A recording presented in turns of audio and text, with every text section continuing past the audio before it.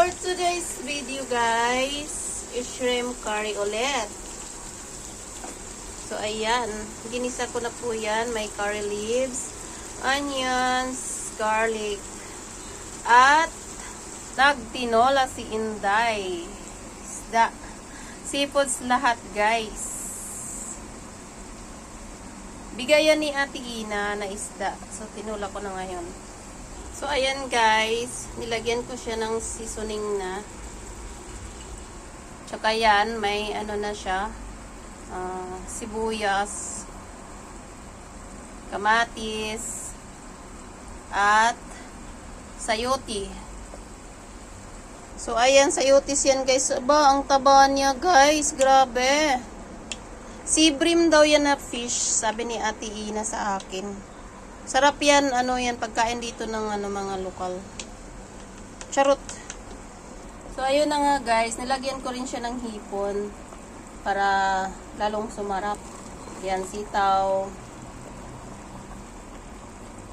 Sea bream na fish. Charot. So, ayan na guys, malapit na yan maluto. Malapit na rin yung shrimp curry ko maluto. So, ayan na yung shrimp curry ko, guys. Para sa sinabaw, pichay. Ayan, pichay.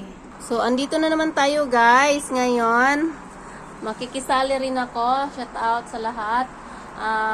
Happy Sunday, everyone. For today's video ay niloto si Inday ng shrimp curry as usual. Pagkain ng 2 araw. At sinabaw. Yung sinabaw namin para ngayon dinner, breakfast, lunch, dinner ulit, charot. So, ayan ang view namin sa labas. Tag-init, grabe. Tag-init pa dito. So, ayan, nilagay na natin yung sibuyas. Ayan, may shrimp siya, guys. Sarap ang taba ng isda. Sea bream daw yan. Charot. Ito na kaya yung sayote. Sinabaw na isda, ang sarap. Lagay na natin yung ano guys, tawag dito, pichay. Ayan, luto na siya. Tikman nga natin.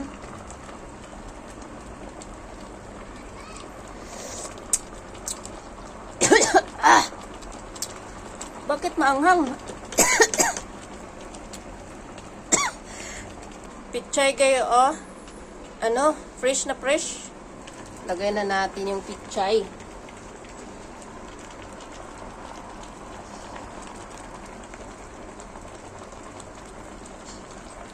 Pichay, sarap ng sabaw.